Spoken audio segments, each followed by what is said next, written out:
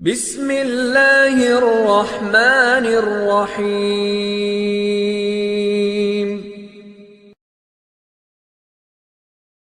اور سورہ احزاب کے اندر فرمایا وَدَاعِيًا إِلَى اللَّهِ بِإِذْنِهِ وَسِرَاجًا مُنِيرًا۔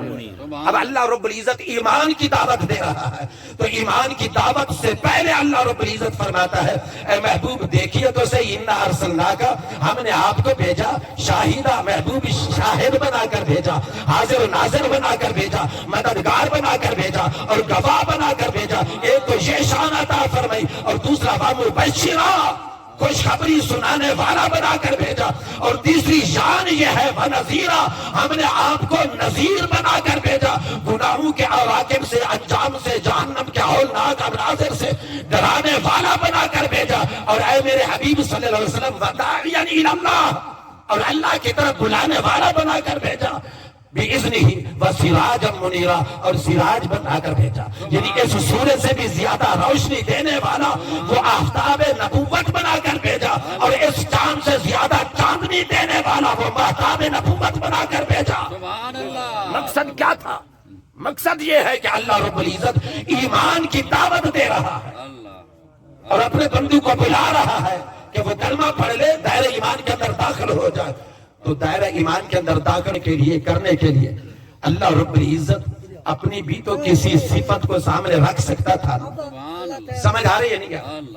اپنی کسی صفت کو سامنے رکھ سکتا تھا، وہ فرما دیتا چونکہ میں تمہارا خالق ہوں، پیدا کرنے والا میں ہوں، رازق میں ہوں، رزق دینے والا میں ہوں، مالک میں ہوں، علی کل شیء قدیر میں ہوں، علیم بذات الصدور میں ہوں، ساری کبریائی کا مالک میں ہوں، ساری عظمتوں کا مالک میں ہوں، زمین و آسمان کو میں نے پیدا کیا، یہ شجر، یہ حجر، یہ پہاڑ، یہ درخت، یہ فرشتے، یہ انسان، یہ جن، یہ حیوان، سب کچھ جب میں نے پیدا کیا، لہذا تمہیں دعوت دیتا ہوں میری ان شانوں کو دیکھتے چلے جاؤ، کلمہ پڑھتے چلے جاؤ۔ اللہ رب العزت نے فرمایا میرے محبوب نہیں، ایمان کی دعوت کے لیے میں ان سب کے سامنے تیرا سراپا رکھتا ہوں، تیری عظمت رکھتا ہوں، تیری شان رکھتا ہوں۔ محبوب آپ کو میں نے مبشر بنایا، آپ کو میں نے شاہد بنایا، آپ کو میں نے داعی اللہ بنایا، آپ کو میں نے نذیر بنایا، آپ کو میں نے سراج منیر بنایا، اس لیے بنایا لِتُؤْمِنُوا بِاللَّهِ وَرَسُولِهِ کہ عظمت مصطفیٰ کے یہ چرچے دیکھتے چلے جاؤ،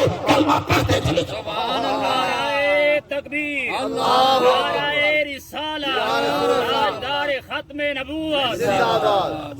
یہ ایک عام فہم کی بات ہے، ایک عام سنس کی بات ہے، ہر شخص سمجھ سکتا ہے کہ دعوت دی جا رہی ہے ایمان کی، اور سب سے بڑی عظمت والا کبریائی والا خود خالق کائنات ہے، وہی ہے، سب کچھ ہی وہی ہے۔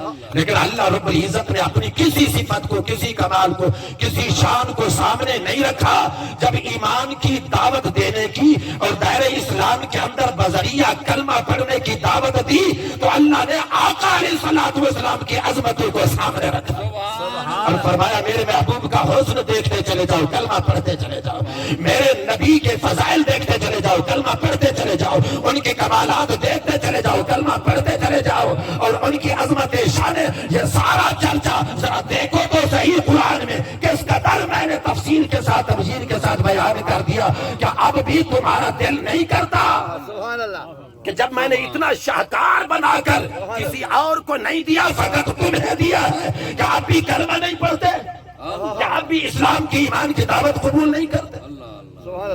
تو دیکھیے کس قدر، یعنی ایمان سے بھی پہلے اللہ رب العزت نے حضور کا سراپا رکھا کہ لِتُؤْمِنُوا بِاللَّهِ، جب کلمہ پڑھ لیا، دائرہ ایمان کے اندر داخل ہو گئے، تو اب ترتیب کیا ہے اگلے احکام کی؟ یعنی جب کسی نے کلمہ پڑھ لیا اور دائرہ ایمان کے اندر داخل ہو گئے، اپنے آپ کو مومن کہلوانے لگے، اپنے آپ کو مسلمان کہلوانے لگے، اور اس بات پہ فخر محسوس کرنے لگے، تو اس کے بعد اب اللہ رب العزت نے ترتیب کیا رکھی؟ پروردگار ہم نے کلمہ پڑھ لیا، تجھ پر ایمان لے آئے، تیری وحدانیت کا اقرار کیا، اور تیرے محبوب صلی اللہ علیہ وسلم کی رسالت اور نبوت کا اقرار کر لیا، کلمہ تو پڑھ لیا، اب کیا حکم ہے زندگی میں، پھر کیا کرنا ہے؟ تو کیا اب ہمیں عبادت کا حکم ہے، نماز کا حکم ہے، روزے کا حکم ہے، حج کا حکم ہے، جہاد کا، کس طرح کا کام کرنا ہے، کیا عبادت کرنی ہے؟ رب فرماتا ہے ہاں ہاں میں اپنی عبادت کا حکم دوں گا، لیکن عبادت کا حکم بعد میں ہے۔ وَتُعَزِّرُهُ وَتُوَقِّرُهُ، عبادت سے پہلے، اپنی بندگی سے پہلے دیگر فرائض اور واجبات، نماز، روزہ، حج و زکات، سب سے پہلے ضروری ہے کہ ادب مصطفیٰ دل کے اندر، ان کی تعظیم ہو دل کے اندر، آقا علیہ الصلوۃ والسلام کی تقریر ہو دل کے اندر۔ لیکن اگر ادب نہیں ہے تو پھر ایمان بھی قاصر رہتا ہے اور پھر عمل بھی کوئی بارگاہ رب العزت کے اندر قبول نہیں ہوتا۔ صحابہ کرام رضوان اللہ تعالی علیہ اجمعین، ان کی ذرا زندگیوں کو دیکھیے کہ خود صحابہ کرام، یہ عرض کرنے کا مدعا اور مقصد یہ بھی ہے کہ بس اوقات ہم یہ سمجھتے ہیں کہ ماہ رمضان المبارک آیا تھا، ہم نے رج رج کر خوب طریقے سے ہم نے عبادتیں کی ہیں، ہم نے نمازیں پڑھی ہیں، ہم نے روزے رکھے ہیں، ہم نے تراویح پڑھی ہے، ہم نے صیام و قیام کا اہتمام کیا، ہم نے ساری افطاری کہ یہ معمولات سر انجام دیے، ہم اعتکاف میں بیٹھے رہے، ہم شب قدر کو تلاش کرتے رہے، ہم توبہ کرتے رہے، ہم استغفار کرتے رہے، ہم نے سینکڑوں سجدے کیے اللہ رب العزت کی بارگاہ میں، ہم نے تلاوتیں کی، ہم نے سارے نیک اعمال ماہ رمضان کے اندر کر دیے، تو اب لہٰذا ہماری بخشش اور مغفرت یقینی ہو جائے گی۔ اللہ رب العزت نے فرمایا ہاں ہاں ضرور ہو جائے گی، لیکن یہ مت نہ سمجھنا کہ آقا کے بغیر ہو جائے گی، یہ خام خیالی ہے، یہ کبھی نہیں ہو سکتا۔ اس سے پہلے بنیادی طور پر، بیسکلی طور پر، جب تک کہ تیرے سینے کے اندر، تیرے دل کے اندر عشق مصطفیٰ کا چراغ روشن نہیں ہوتا اور آقا علیہ الصلوۃ والسلام کے ادب اور محبت کی شمعیں تیرے دل اور سینے کے اندر جگتی نہیں، جگمگاتی نہیں، تب تک نہ تیرا ایمان قبول ہے نہ تیری عبادت قبول ہے۔ اور اس طرح کی یہ مثالیں صحابہ کرام کی زندگیوں کے ہمیں ملتی ہیں۔ دیکھیے بخاری شریف کی حدیث پاک نہیں ہے، ان ابا بکر کان یصلی لهم فی وجه النبی صلی اللہ علیہ وآلہ وسلم، جب سیدنا صدیق اکبر حضور علیہ الصلوۃ والسلام کے وصال مبارک کے ایام ہیں، وصال مبارک کے ایام میں سیدنا صدیق اکبر مصلی امامت پہ نماز پڑھا رہے آقا علیہ الصلوۃ والسلام کے ہی حکم سے، اور یوم الاثنین سمار کا دن تھا، سمار کا دن تھا۔ آقا علیہ الصلوۃ والسلام نے اور یہ سارے صحابہ حضرت ابوبکر صدیق رضی اللہ تعالی عنہ کی اقتداء کے اندر نماز ادا کر رہے تھے۔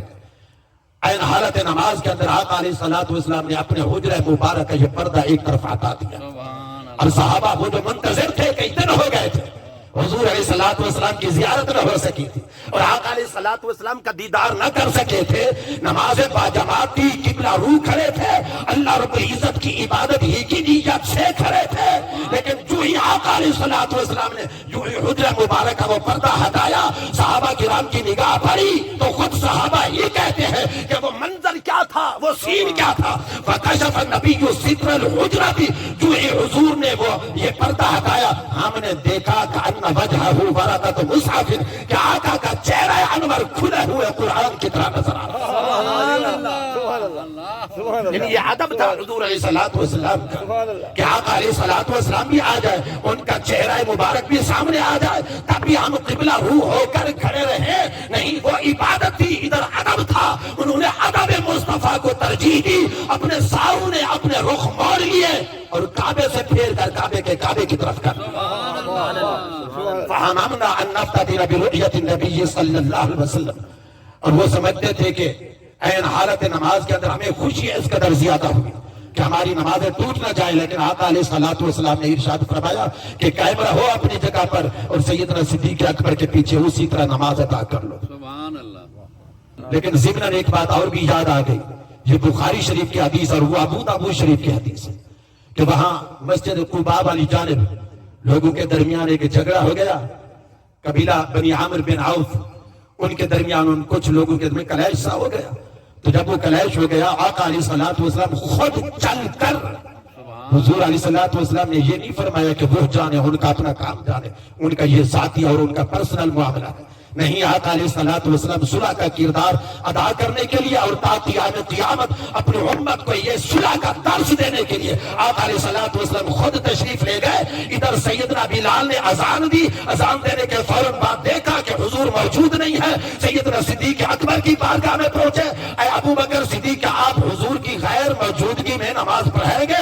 انہوں نے عرض کیا ہاں جی میں پڑھاؤں گا انشاءاللہ. تو پھر نماز کھڑی ہو گئی. حضور صلح کرا کر واپس آ گئے. میں بہت مختصر ٹو دی پوائنٹ آتا ہوں. واپس آیا آقا علیہ الصلوۃ والسلام. جو یہ واپس آئے سیدنا صدیق اکبر کی اقتداء کے اندر ان کے پیچھے مقتدی بن کر سارے صحابہ حضرت بلال سمیت نماز ادا کر رہے ہیں. لیکن جو ہی حضور پہنچے وہاں پہ تو صفوں کو چیرتے ہوئے درمیان میں سے آقا علیہ الصلوۃ والسلام صف کے حضرت سیدنا صدیق اکبر کے پیچھے جا کر کھڑے. سبحان اللہ. پیچھے جا کر کھڑے. سیدنا صدیق اکبر کی عادت مبارکہ تھی کہ نماز کے اندر ادھر ادھر متوجہ نہ ہوتے. لیکن وہ تو متوجہ نہ ہوئے. انہیں پتا تھا کہ نہ چلا متوجہ نہ ہوئے. لیکن ادھر پیچھے جو صحابہ کرام تھے فصفق الناس انہوں نے کیا کیا؟ انہوں نے جو تالیاں بجانا شروع کر دی. یہ تو دیکھ پیچھے کائنات کا ایمان آیا ہوا. تو امام الانبیاء پیچھے ہوں اور ابو بکر صدیق آگے ہوں. تو حضرت ابو بکر صدیق نے فوراً قبلہ سے منہ موڑ لیا. پیچھے دیکھا تو سردار انبیاء کھڑے ہیں, امام کائنات کھڑے ہیں, امام الانبیاء کھڑے ہیں. لیکن لطف کی بات یہ ہے کہ حضور اکرم صلی اللہ علیہ وسلم نے اس وقت ارشاد فرمایا انم کس مکانک, اے ابو بکر ٹھیک ہے میں آ گیا, میں پہنچ گیا, لیکن تو اسی اپنی جگہ پر ٹھہر اور بقیہ نماز تو ہی پڑھا. انم کس مکانک, اپنے اسی مصلی پر برقرار رہے, ادھر کھڑا رہے. سیدنا صدیق اکبر نے جب آقا علیہ الصلوۃ والسلام کے یہ الفاظ مبارک سنے حیرت اور استعجاب کے اندر, خوشی اور مسرت کے اندر ڈوب گئے.